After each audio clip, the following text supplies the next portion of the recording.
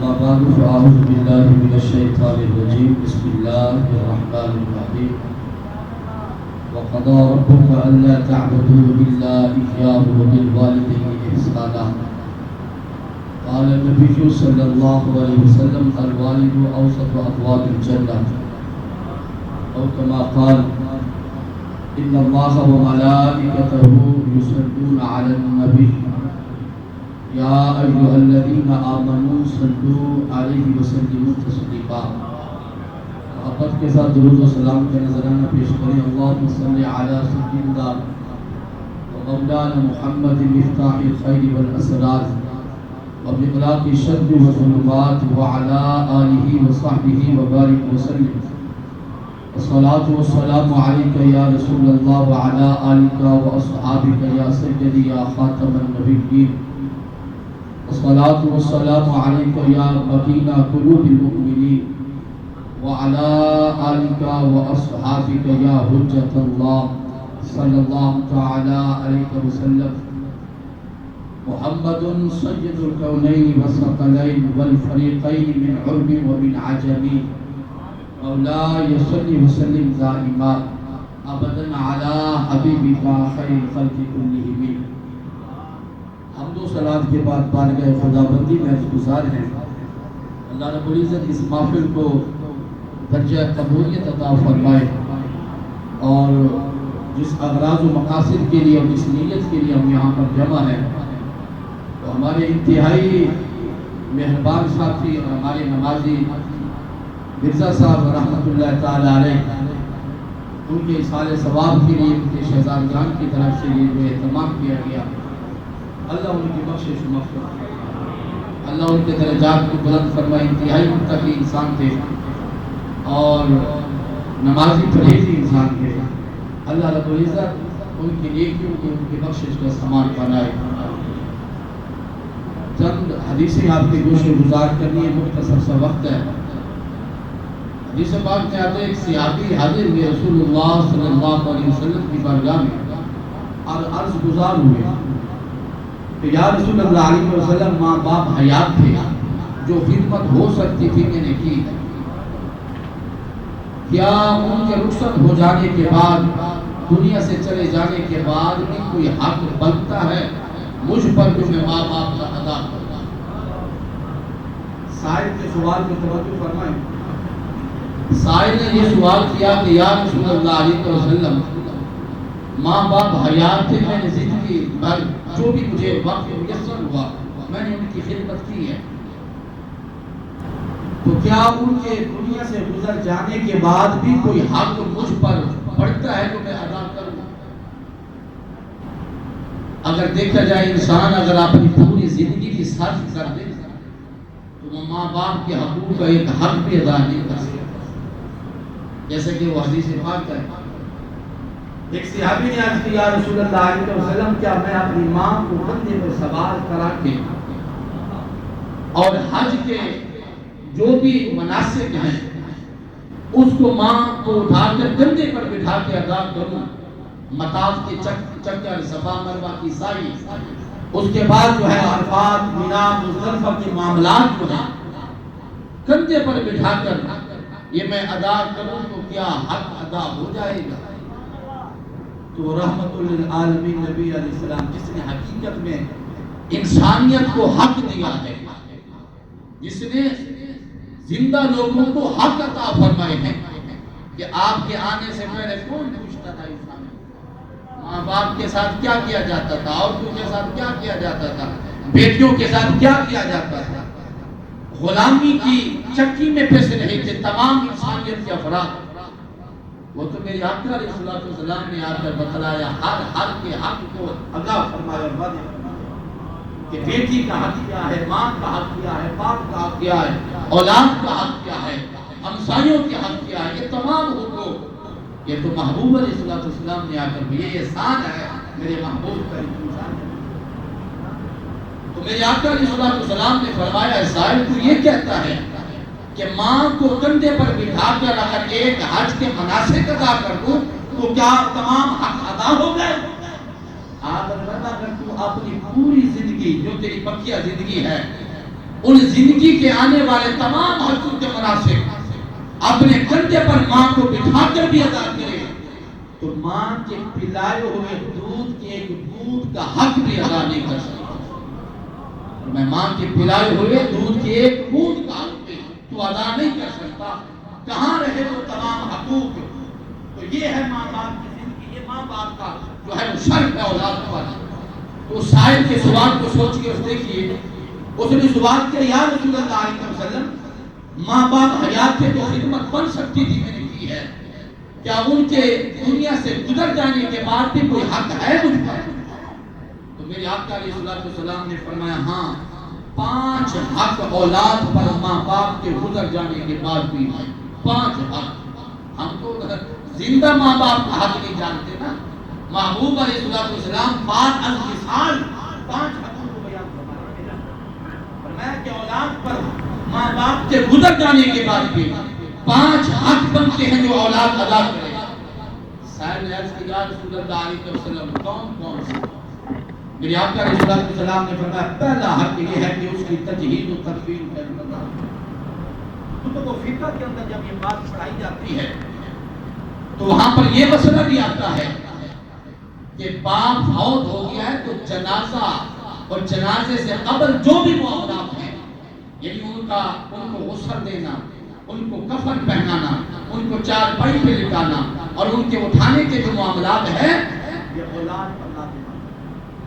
لیکن ہم جب دیکھتے شومی کس پر ہمارے کہ جب باپ فوت ہو گئے ہم اسال کو ڈھونڈ رہے ہوتے ہیں کہ یار ہمارے بابے کو غسل دے دو، ہمارے بابے کو غسل دے دو، اور جاؤ کوئی نہلانے والا ملا پکڑ کے لاؤ، مولوی لے کر آؤ۔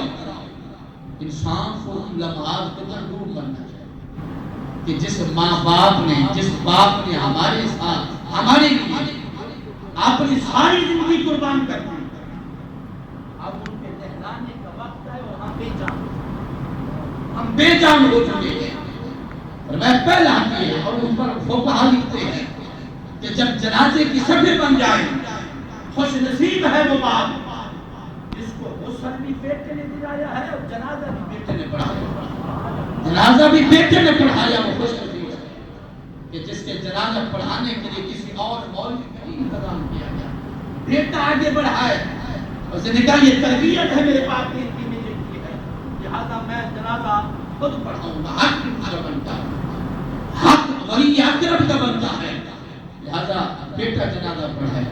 اور ہم دیکھتے ہیں نہ غسل کے وقت بیٹا آگے بڑھتا ہے اور جنازے کے وقت کان آنکھ کے کونے سے دیکھا جاتا ہے، جنازے بھی نقلیں مار کے پڑھی جاتی ہیں کہ کہیں ہو نہ جائے کہ جنازے میں رفع الیدین تو نہیں، اس طرح کہ تکبیر عیدین میں رفع الیدین ہے، وہاں پر بھی یہ بھول جاتے ہیں۔ تو سب سے بڑا بد نصیب ہے وہ بیٹا، تو پڑھا بھی نہیں سکتا اور پڑھ بھی نہیں سکتا، پڑھنا بھی نہیں ہے، سب سے بڑا شوری کی خبر ہے۔ میرے آقا علیہ السلام نے فرمایا پہلا حق یہ بنتا ہے کہ باپ ماں باپ کی تجہیز و تکفین کا انتظام کرے۔ آج کی حضور دوسرا حق کیا ہے؟ فرمایا وہ عہد ایفائہ، ماں باپ کے وعدے کو پورا کرے، ماں باپ کے وعدے کو پورا کرے۔ اگر باپ کا لین دین کا معاملہ ہے، باپ نے کسی سے وعدے عہد و پیمان کر رکھا ہے کہ میں یہ کروں گا، میں یہ دوں گا، یہ اولاد پر حق واجب بنتا ہے کہ ماں باپ کے جانے کے بعد ان کے حقوں کو ادا کرتا ہے۔ یہ دوسرا حق ہے۔ تیسرا حق کیا ہے؟ میرے آقا علیہ السلام نے ارشاد فرمایا ماں باپ کے گزر جانے کے بعد اولاد پر تیسرا فرض اور حق یہ بنتا ہے، فرمایا واستغفار لہما، ماں باپ کی بخشش کی دعا کی جائے، انتظام کیے جائیں، ماں باپ کی بخشش کا سامان بنایا جائے۔ اب سامان ہم تو یہ دیکھتے ہیں کہ قربانی کر دی جائے، لنگر بنا دیا جائے، اس کے علاوہ تو ہے تو کافی، میں دو کی طرف توجہ دلاتا ہوں۔ ایک حق یہ ہے بخشش کا کہ جب نماز پڑھنے آئے تو اپنی نماز کے ساتھ ماں باپ کی بھی نماز پڑھے۔ وہ کیا ہے؟ سور پڑھنے آئے 2 رکعت نفل پڑھے، پہلے پڑھے یا بعد میں، اور پڑھنے کے بعد خالصاً دیکھتے ہیں یا اللہ ان 2 رکعت نفل کا ثواب محبوب کے تصدق سے میرے پاپا کو عطا۔ یہ ہے بخشش، یہ بخشش کا حقیقی ذریعہ یہ بنتا ہے۔ قرآن اٹھائے، اب ہم مدارس سے تو لیتے ہیں کہ اتنا ثواب دے دو، اتنا ثواب دے دو، لیکن خوش نصیب ہے وہ باپ جس کے لیے بیٹے نے پڑھ کر بخشا ہے۔ حقیقی یہ ہوتا ہے۔ فرمایا کہ اس کے علاوہ اور بھی ہے کیا کہ انسان نیکی کے معاملات کو بروئے کار لائے۔ میرے آقا علیہ السلام فرماتے ہیں حدیث پاک میں، فرمایا جنت کے اندر جب مومن بڑھ داخل ہوگا اس کے درجات آئے روز بڑھیں گے۔ وہ عرض کرے گا یا اللہ میں تو مر گیا، تو یہ درجات پیچھے سے کیسے بڑھ گئے؟ کیونکہ جب انسان فوت ہو جاتا ہے، ان کا عمل ہے، اس کے عمل منقطع ہے ذاتی طور پر، اور ان اعمال پر اب جنت عطا فرمائے گا۔ اب جنت کے داخل ہونے کے بعد درجہ بڑھ رہا ہے، وہ بندہ عرض کرے گا یا اللہ یہ درجات کیوں بڑھ رہے جبکہ میں مر گیا تھا؟ تو اللہ فرمائے گا بندے یہ تیرا کمال نہیں، نیک اولاد چھوڑی تھی، ان کی نیکی کا نیکی کی بدولت اب تو مطلب یہ کہ اگر اولاد نیکی کرے تو اس کا ثواب سیدھا آٹومیٹک ڈائریکٹ بغیر پہنچانے کے بعد پہنچ جائے گا۔ لیکن ہم نے اس کو بھی بروئے کار نہیں لایا۔ ہم تو وہی معاملات جو ہمارے عرف میں مشہور ہے کہ تنگ افراد اکٹھے کیے اور ایک چاول کی کر دی، یہ ثواب ہے۔ لیکن جو حقائق پر مبنی باتیں ہم اس کے لیے کرتے نہیں۔ بہرحال میں حدیث مکمل کرتا ہوں۔ پہلا حق یہ ہے کہ تجہیز و تکفین کا انتظام، دوسرا حق یہ ہے کہ اس کے عہد کو پورا کیا جائے، تیسرا حق یہ ہے میرے آقا علیہ السلام نے فرمایا اس کی بخشش کا سامان بنایا جائے۔ عرض کی کہ یا رسول اللہ علیہ وسلم چوتھا حق کیا ہے؟ تو توجہ فرمانا، یہ چوتھے اور پانچویں حق پر میرے آقا علیہ السلام نے فرمایا اولاد کے لیے چوتھا حق یہ بنتا ہے کہ باپ اور ماں کے عزیز و اقارب کے ساتھ اچھا سلوک کرے۔ ماں باپ کے عزیز و اقارب کے ساتھ، مرحوم کی امانتوں کے ساتھ، مرحوم کے پیار کے ساتھ، محروم کے محبت کے ساتھ، محروم کے تعلق کے ساتھ فرمایا اچھا سلوک کرنا یہ حق بنتا ہے اولاد پر ماں باپ کا جو گزر گئے ہیں، کہ ماں باپ کے گزر جانے کے بعد ایسا نہ ہو کہ وہ تعلقات جو پیار کے باپ کے بھائیوں کے ساتھ تھے، باپ کے اپنے بھائیوں کے ساتھ، اپنے بہنوں کے ساتھ، اپنے قریبی رشتہ داروں کے ساتھ تھے، اولاد پر حق بنتا ہے کہ اس تعلقات کو مضبوط رکھا جائے۔ وہی پیار، وہی محبت، وہی ناطہ، وہی رشتہ، وہی تعلق جو باپ نبھاتا جا رہا تھا اولاد نبھائے، یہ باپ کیا ہے اولاد پر حق بنتا ہے۔ عرض کی یا رسول اللہ علیہ وسلم پانچواں حق کیا ہے؟ میرے آقا علیہ السلام نے فرمایا باپ کے دوستوں کے ساتھ، ماں کی سہیلیوں کے ساتھ پیار کے ساتھ، یعنی وہ رشتے پیار کے جو باپ نبھایا کرتا تھا اولاد پر فرض بنتا ہے وہ نبھائے۔ وہ ماں کے رشتے جو ماں اپنی سہیلیوں کے ساتھ، اپنی بہنوں کے ساتھ وہ جو استوار کیے ہوئے تھے ان رشتوں کو قائم رکھا جائے اور محبت کا تعلق رکھا جائے۔ اس لیے میرے آقا علیہ السلام کا فرمان ہے، آپ نے السلام نے ارشاد فرمایا جو شخص یہ چاہتا ہے ماں باپ کے فوت ہو جانے کے بعد ان کی قبر کے اندر روح کو تازگی مل جائے، اس کو چاہیے کہ وہ باپ کے دوستوں کے ساتھ اچھا سلوک کرے، رب اس کے باپ کی روح کو تازگی پہنچا دے۔ حدیث پاک ہے سیدنا عبداللہ بن عمر سفر میں جا رہے ہیں، آپ کے شاگرد ہیں، وہ آپ کے ساتھ بیٹھے، آپ جا رہے تھے راہ پر، آگے ایک بدو عربی آ گیا، آپ حضرت عبداللہ بن عمر شہزادی ہیں فاروق اعظم رضی اللہ تعالیٰ، آپ سواری سے نیچے اترے ہیں، سر پہ عمامہ ہے، پاؤں میں جوتا ہے، خچر پہ سوار ہے، اس عربی کے قریب گیا ہے، اس کے ساتھ معانقہ کیا ہے، مصافحہ کیا ہے، آپ کا بوسہ لینے کے بعد آپ نے عمامے کو اتارا ہے، اس بدو عربی کے ساتھ اپنا جوتا اتارے اس کے پاؤں میں پہنا دیا، اپنے خچر کی لگام و مہار کو اس کے ہاتھ میں تھما دیا ہے اور ہاتھ باندھ کر اشارہ کیا حضور جائیے۔ تو شاگرد ساتھ تھا، اس کے جانے کے بعد شاگرد نے کہا حضور یہ عربی تھا، یہ بدو تھا، یہ تھوڑے سے نیک عمل یعنی تھوڑے سے بھی پیار کے معاملے پہ راضی ہو جاتا، آپ سواری دے دیتے تو کافی تھا، آپ سائی کی تصار دے دیتے تو کافی تھا، آپ نال جوتا دے دیتے تو کافی تھا، آپ نے اتنی چیزیں کیوں دی ہیں؟ اس نے کہا شاگرد دیکھ سے یہ ہے تو ہے، تجھے بدو نظر آتا ہے، یہ میرے باپ عمر کا یار ہے، یہ میرے باپ فاروق اعظم کا دوست ہے، اس کی زندگی کی بہاریں میرے پاپا کے ساتھ گزری ہوئی ہے، یہ میرے پاپا کا یار ہے۔ میں نے جب دیکھا تو میرے دل نے کہا اے عبداللہ آج پاپا کی روح کو تازہ کر لے، آج سکون پہنچا دے، آج ان کی قبر کو ٹھنڈک پہنچا دے۔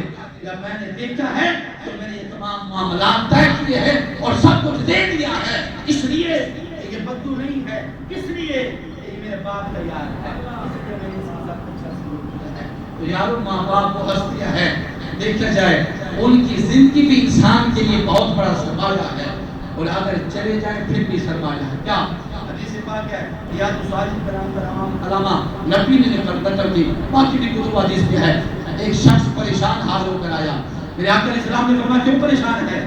عرض کی یا رسول اللہ علیہ وسلم میں کثیر العیال، بچے زیادہ ہیں لیکن آمدنی کے ذرائع نہیں ہیں، تو یہ غربت فقر و فاقہ لے کے گئے۔ اس نے کہا حضور کو وظیفہ عطا کیجیے، تو سمجھیے سنیے کیا کہا میرے آقا نے، آپ نے یہ نہیں کہا کہ اپنے کاروبار کو بڑھا لیں، معذرہ یہ بھی نہیں کہا کہ آپ کو ادھر ادھر سے مار نہیں، آپ نے فرمایا والدین زندہ ہو تو خدمت کر لیں، فوت ہو گئے بخشش کی دعا کر، رب جانے اور رزق فرمایا اگر زندہ ہے ان کی خدمت کر، ان کے قرب میں بیٹھ، ان کے سائے کو حاصل کر، اگر گزر گئے ہیں نا تو ہاتھ اٹھا کے دعا کر دے، رازق جانے رزق جانے بڑا رب کو۔